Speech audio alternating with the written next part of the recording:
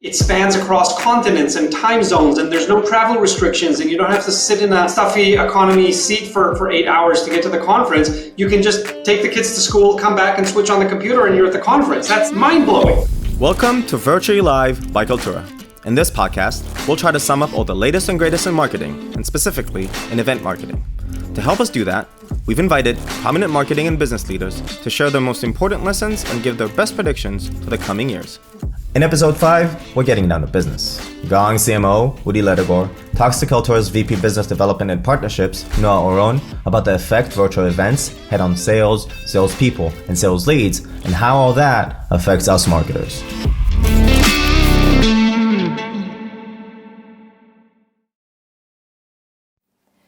Hi everybody, and welcome to our next session at Virtually Live. Virtual, hard selling or easier? My name is Noah. I'm the Director of Biz Dev and Partnerships at Kaltura, speaking to you live from my apartment here in New York City. With me today is Gong's CMO, Udi Ledergor. With 20 years of industry experience, Udi is a true marketing veteran. He's been VP marketing at 5 public and private companies before joining Gong, and he's also the author of The 50 Secrets of Trade Show Success. Hi, Udi. Hi, Noah. I'm coming to you live from my home office here in sunny San Francisco today. I'm very excited to be here today. Lucky you. Nothing like San Francisco and New York combined all in one conversation. One of the benefits of speaking to you virtually. So what else can you tell us about yourself and Gong? So I've been with Gong for 5 years now, and it's the 5th company that I've built and headed marketing for. So I guess 5 times is a charm for me. I live here in San Francisco with my husband, Guy, and our 3 children, Tom, Noah, and Adam. We're all originally from Tel Aviv, Israel. We moved here 3 years ago as part of expanding Gong into the West Coast. I must say that I love the name Noah for one of your kids, but I'm probably biased. So in one line, because we are going to talk about it more, how has COVID affected Gong? And I know it's a big question. So I would say that in the headline version, I would say personally, it's been a tragedy for so many people, and some of our Gongsters, their family members have been affected and either gone sick or worse, and they've had to move out of the Bay Area to go help families. So it's been very rough personally, and also it's been tough being away from our team members that we enjoyed their company so much. On the business level, COVID has actually triggered an acceleration for Gong. And we have been growing at more than double of the revenue, the team members, the customers every single year. And we've seen an acceleration during COVID because as sales teams across the world have become remote sales teams, distributed sales teams. So they're not only away between the sales team and their managers, but also between the salespeople and their customers. They've been searching for technologies like Gong's revenue intelligence platform to help them better understand what's happening in their customer interactions, how to better their sales skills, and how to save deals before they go south. So we can't complain from the business perspective. These last 18 months have been very good for Gong. And can you tell us a little bit about how has marketing efforts and your event strategy changed?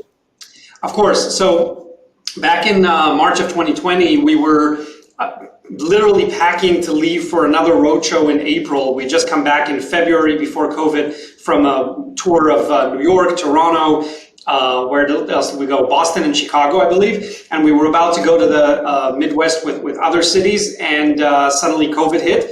And we're not the kind of team to sit back and wait for too long. And it took us about a week to say, okay, we don't know when this is going to end. We still have revenue targets to meet. We still have people we want to meet and engage with. We're going to go virtual, and we'd never done it before. And within 2 weeks, we pulled together our first virtual event that we broadcast in April of 2020, which was probably one of the first virtual events in the industry, if not the first. And we saw that thousands of people showed up, and some of them stayed for 6-7 hours because they were having such a great time. They were getting education, they were getting entertainment.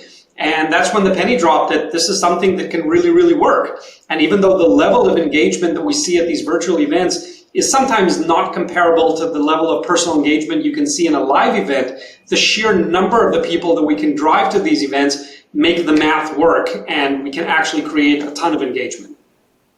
So when we do, talk about the buyer journey compared to these physical events, how is it different now with virtual event? Maybe not just for Gong, but in general, how is that different? How is the buyer journey different during these events compared to the ones in person?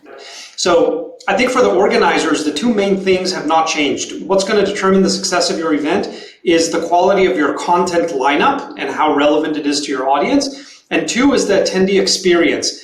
And the attendee experience is everything from the technology platform that you choose to use, how easy and intuitive and familiar it feels to your audience, and then what the entire experience looks like. Do I feel like a VIP from the moment I show up till the moment that I leave? Am I having interactions with other people? Or does it just feel like a library of pre-recorded webinars because nobody has any patience for that anymore? So I want to have interaction with the hosts or with the entertainers or with the panelists, or with my other attendee peers that came to the event, because I want to replicate that feeling of going out of a great session and having someone to share my experience with. I want to go to the bar with someone and order a coffee or a beer and talk to them about, oh, what a great session. What did you think about that part when she talked about that or something else? And the more you can recreate that in a virtual environment, the more engaging the event's going to become. In Gong's virtual event, we've thought about every tiny detail, just like we did in the in-person events before that. And we know that people need bio breaks and they need some time to have lunch. So instead of assuming that they're just going to sit there like zombies for 7 hours and watch session after session, we provide these pre-planned breaks where we have some light entertainment going on so they don't close that browser, and we know that they're going to come back. So we brought live musicians that are playing music while you go get your lunch. We brought all these different experiences, from a cocktail making class to wine tasting to Q&A with VIP speakers at the events. Everything we can to recreate that interactive, engaging experience that people are craving for so much. And I know that even you yourself, a little bird told me that you brought your friend Kermit to one of your talks to make it even more engaging. Always. I mean, I've got little Kermit here, but I had a bigger version that co-hosted one of our Celebrate conferences. Kermit and I go way back. So, yeah, I think always a good idea. Yeah, I mean, we do a bunch of crazy stuff at events, and that's what becomes memorable. That's the stuff that people tweet. You know, if you have to ask people really hard to tweet something, it's probably not that exciting. But when I shared the stage with Kermit the Frog, or at one of our last conferences, Nisha, our community manager, she dressed up in a full evening gown. I was dressed up in my smoking jacket and bow tie, and we emceed the whole event from my piano, doing musical interludes in between the sessions. That's stuff that people talk about. That's stuff that they stay for because it's exciting. It reminds you of the old days when we actually got dressed up, put shoes on, and went out to a live event. I'm definitely going to remember that next time I talk to you on a live event, to make sure to make it special and to dress up with something. I'll find something, or we'll plan it. When we talk about the customers, based on what you're hearing, at least from your customers, how have virtual events changed the roles of sales and marketing teams? So I think at live events, salespeople felt like they had a bigger part because they could come, they could set up either in a meeting room or at a booth if it's a trade show or a conference, and they could meet customers and have demo meetings. I think it's possible but challenging to replicate some of that experience in a virtual event. We've actually been doing it. So at the events that we organize, we set up virtual booth where we have our salespeople giving demos and meeting customers, and we also invite sponsors from the industry. So this is also a revenue stream for our marketing team, and we've made good six-figure income per event in the last year by bringing in other industry leaders who are complementary to Gong's solution, and they want to meet our audience. So we let them set up a virtual booth, and some of them have come back 3, 4, 5 times because it's been such a great experience for them, because they know we're going to engage the audience, the numbers are going to be there, and people are going to come knocking on their virtual booth asking for a demo or pricing information or just to meet someone from the team. So that's at the event. But I think one of the most overlooked part of the event is the post-event follow-up. And that's where a lot of companies fail, I believe. And this goes back to in-person events as well. So many teams, they get so tied up with making it to the event deadline that they don't get ahead of the curve, and they don't plan the post-event follow-up. And then The event maybe finishes on Friday, everyone goes out for drinks and is happy, and then over the weekend someone might send the lead list to marketing ops to upload in the CRM on Monday morning, and it's already the middle of next week by the time they sit down to figure out, okay, what should we send these folks now that we just met last week at the event? Well, guess what? A week after the event, that's old news. Nobody remembers your booth. If they went to 200 booths at the event, nobody remembers who you are. So it's really, really important to plan the post-event campaign well ahead of actually going out to the show. And if you don't use a system that already integrates everything into it, like if you went to a live show and you actually got a lead list in an Excel sheet, the latest you upload that to your CRM system and cleanse everything is on the day of the event at the end of that day, so that the next business day in the morning, you can send out the follow-up campaign where you know what the message is, you know what the offer is. You add some context of, hey, it was great meeting you at the show yesterday. I hope your kids enjoyed the tchotchkes that you took from the booth. You were talking about this and this business challenge. When is a good time to follow up with you and talk about that? Now, if you do that with the right context and the right timing to the right person immediately after the event, you're getting ahead of the 100 other vendors that are going to take a week to upload their leads and get back to the audience. And I think in the virtual world, it's even easier to get that right because you're all working in one integrated system. You're not actually collecting business cards like in the old world. It's all in the system. You have literally no excuse not to get that email out there in the next morning. So when we talk about the actual, numbers, when we talk tachlis, would you say that this is helping sales really, or is making them harder? Because it sounds like it's much easier to follow up quicker when it's a virtual event, but have you seen anything really happening in real life or from your experience with virtual events so absolutely. far? We're generating MQLs, SQLs, opportunities, and revenue from virtual events. It's a real thing. There's no argument whatsoever about it.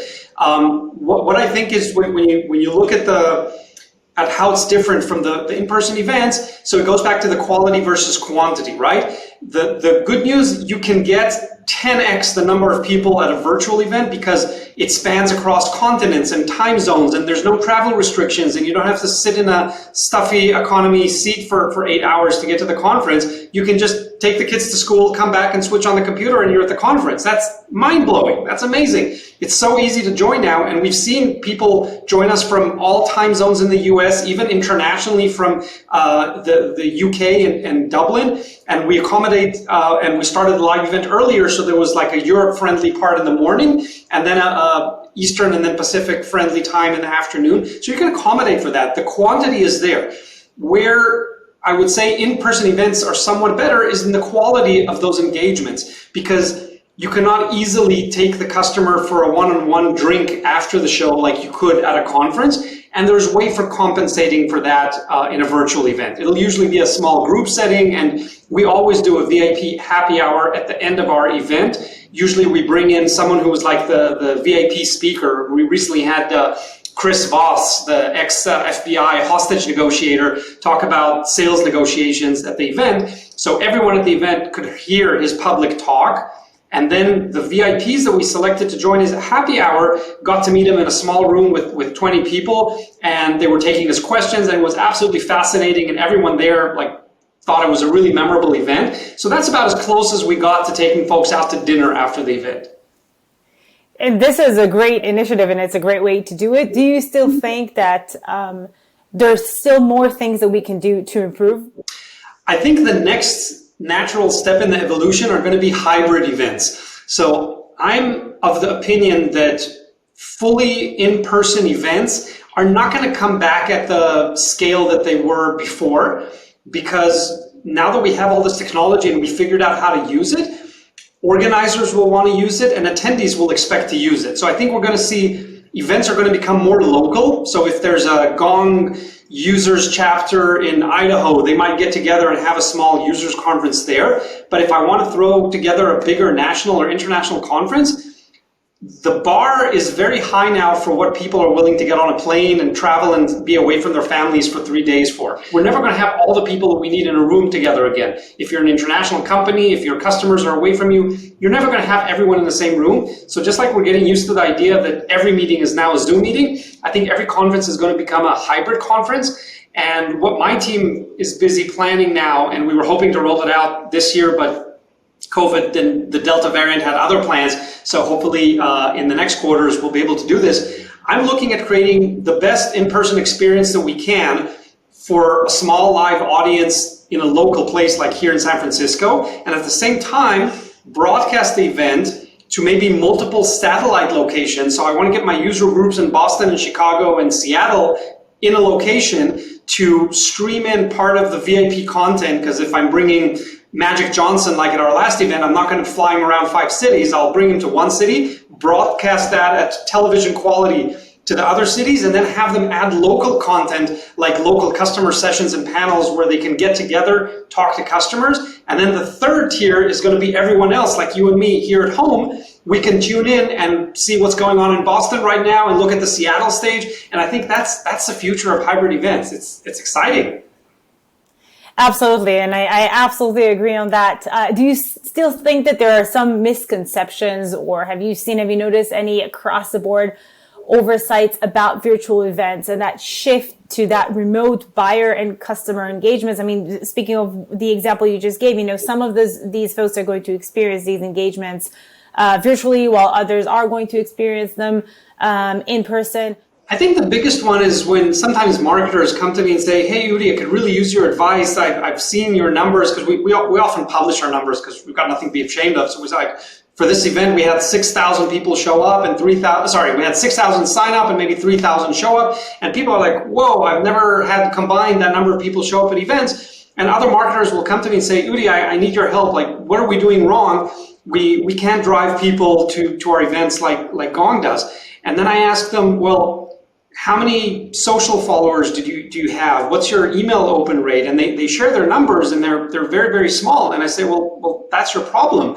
You're just not creating content in a way that's engaging with your audience. Why would you expect 3,000 of them to show up to your virtual event? I'm not doing anything unique there. I've just built a relationship with a really large following, right? Gong has 100,000 followers on LinkedIn alone, because these are people who voluntarily tune in and want to read our content every single day. We post at least twice a day, and it's a great combination of educational material that's very easy to consume. Like in one chart, you can actually make your next sales call better if you learn what Gong is posting. And then we also have a cartoon series, and we have memes, and we have broidery, and we have it all. So you're getting this perfect combination of education and entertainment and distraction from work, which all of us need. And we do the same with our emails, and then we do the same with our virtual events. So we're bringing this lineup that has some very serious sessions of thought leadership that you'll walk away having learned something new. But you also have attended a magic show or a truffle making class, or just caught up with old friends in a virtual one-on-one networking session. So you've got to create that relationship with customers. You can't just show up out of the abyss and expect 300 people to show up to your event if you've never built that relationship. So I think that is the biggest misconception about how to correctly use virtual events and what they can and cannot accomplish for you.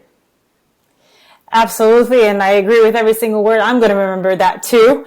Very last question before we wrap it up. After a virtual event, you get a lot of data about your attendees, whether they were customers that you did have relationship before, or customers that are new, or maybe potential leads.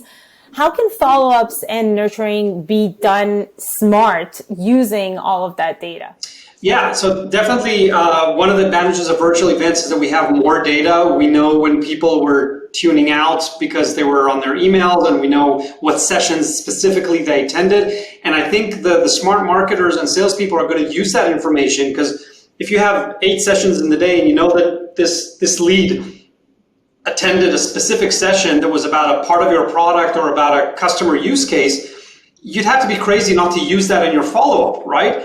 Because if you know that she attended that use case of how to use Gong for deal management, of course you should talk about that and not about how to coach your reps, because that's the session she chose not to go to. So I think the generic emails of, oh, sorry, we missed you. Here are 8 sessions you didn't come to. Now you can watch them. Nobody wants to watch those 8 sessions. They chose not to show up for those 8 sessions. They're telling you those were not relevant to what they're trying to solve for their business this year. But if they attended one session, that's the one you need to talk to them about.